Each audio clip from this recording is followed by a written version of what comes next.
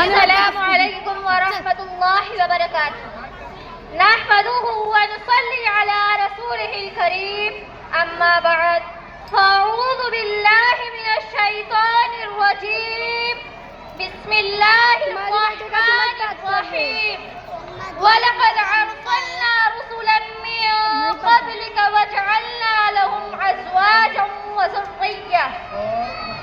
معزز سامعین کرام اور حاضرین جلسہ، آج اس محفل میں مجھے جس عنوان پر لب کشائی کرنے کا موقع ملا ہے وہ ہے شادی کی رسومات اور فضول خرچی. رسم و رواج نے مار دی بے شمار بیٹیاں، رسم و رواج نے مار دی بے شمار بیٹیاں، اب تو اس رواج سے ہے بیزار بیٹیاں.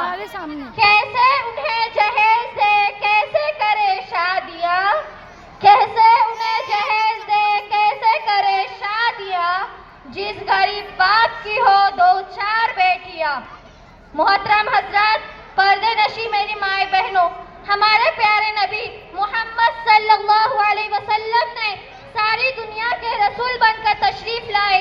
آپ صلی اللہ علیہ وسلم نے زندگی اور موت کے تمام معاملات میں ہماری رہنمائی فرمائی. اسلامی زندگی میں شادی کا تصور بہت آسان ہے، بلکہ اسے عبادت اور ایمان کی حفاظت کا ایک بہترین ذریعہ قرار دیا ہے. اسلامی زندگی میں شادی کا تصور بہت آسان ہے. نبی کریم صلی اللہ علیہ وسلم، صحابہ کرام رضی اللہ عنہ، علماء نے اس فریضہ کو سادگی سے انجام دے کر ہمارے لیے ایک بہترین نمونہ پیش فرمایا. نکاح سادگی سے کرو. ارے آپ صلی اللہ علیہ وسلم نے تو اس بات کا بھی درس دیتے ہیں. جب کوئی ایسا آدمی نکاح کا پیغام دے جس کا دین اور اخلاق تمہیں پسند ہو، تم اس سے اپنی لڑکی کا نکاح کرو.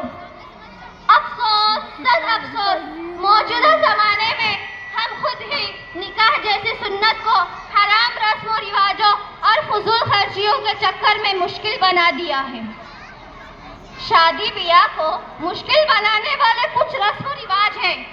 محترم حضرات، ہمارے معاشرے میں منگنی کے نام پر پرتکلف دعوتوں پر لاکھوں روپے خرچ کر دیے جاتے ہیں. لڑکی کا باپ خود ساختہ معیار پر پورا نہیں اترتا تو رشتہ داروں اور برادری والوں کے طعنے برداشت کرنے کے ساتھ ساتھ منگنی توڑ دینے کی دھمکی سننی پڑتی ہے. محترم حضرات، توجہ چاہتی ہوں. پھر تاریخ مقرر کرنے کے لیے لوگوں کے مجمع اختیار ہوتے ہیں اور قورمے بریانی کی دعوتیں بھی لازم سمجھے جانے لگی ہیں. یہی نہیں، پھر تاریخ مقرر کرنے کے لیے 100 لوگ جمع ہوتے ہیں جنہیں بغیر کھانا کھلائے بھیجنا بھی ناک کٹانے کے برابر ہوتا ہے.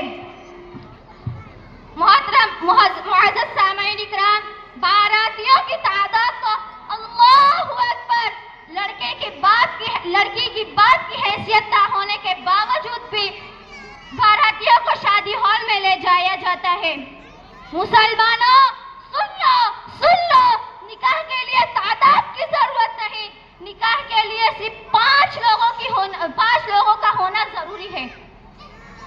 نکاح کے لیے دلہا، دلہن، مولوی اور تو گواہوں کا ہونا ضروری ہے. نکاح کے لیے دوستوں کو ہونا ضروری نہیں، پڑوسیوں کو ہونا ضروری نہیں.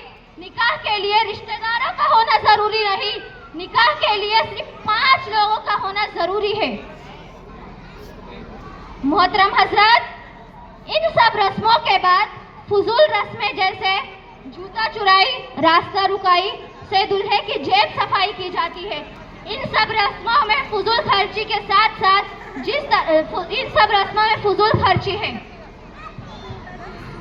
محترم حضرات، نکاح ہو گیا، دلہا اپنی دلہن کو دیکھ سکتا ہے، لیکن اس کا نکاح پورے محلے والوں کے ساتھ نہیں ہوا کہ تیرے دوست بھی دیکھے، تیرے رشتہ دار بھی دیکھے، تیرے پڑوسی بھی دیکھے، تیرے ساتھ کام کرنے والے بھی دیکھے. ارے مجھے بتاؤ تو صحیح، کیا اس کا نکاح سب کے ساتھ ہوا ہے؟ جو وہ سب کے لیے محرم ہو گئی، لڑکی کو بے پردہ سب کے سامنے لا کر کھڑا کر دیا۔ اے مصطفیٰ کے غلاموں، یہ انتظامات کوئی اور نہیں، خود ہی لڑکی کا باپ کرتا ہے۔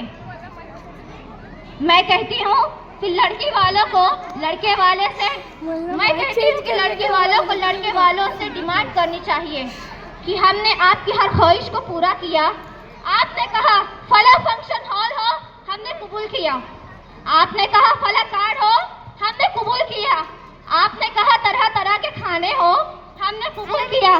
لیکن آپ کو ابھی ہماری ایک بات ماننی ہوگی، ہم تمہارے لڑکے اور اپنی لڑکی کو ایک ہی اسٹیج پر نہیں بٹھائیں گے۔ ہم مردوں کا انتظام الگ رکھیں گے، عورتوں کا انتظام الگ رکھیں گے۔ ہم تمہارے لڑکے کو الگ بٹھائیں گے، اپنی لڑکی کو الگ بٹھائیں گے۔ ایسا کرتے، ایسے ڈیمانڈ کرتے، لیکن باپ اپنی شان دکھانے کے لیے ایسے انتظامات کو قبول کر لیتا ہے اور اپنے مہنگے فنکشن ہال میں لا کر لڑکی کو کھڑا کر دیا جاتا ہے۔ محترم حضرات، اے مصطفیٰ کے غلاموں،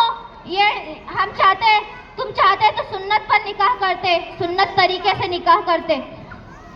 آخر میں یہ کہوں گی، اللہ تعالیٰ مجھے اور آپ کو، آخر میں یہ کہوں گی کہ ہمارے معاشرے کو شادی جیسی سنت کو سنت طریقے سے کرنے کی توفیق عطا فرمائے، آمین۔ نکاح ہو گیا ایسی سادگی کے ساتھ، نکاح ہو گیا ایسی سادگی کے ساتھ جیسے حضرت فاطمہ کا نکاح ہوا حضرت علی کے ساتھ۔ وما علینا الا البلاغ المبین۔ السلام علیکم ورحمۃ اللہ وبرکاتہ۔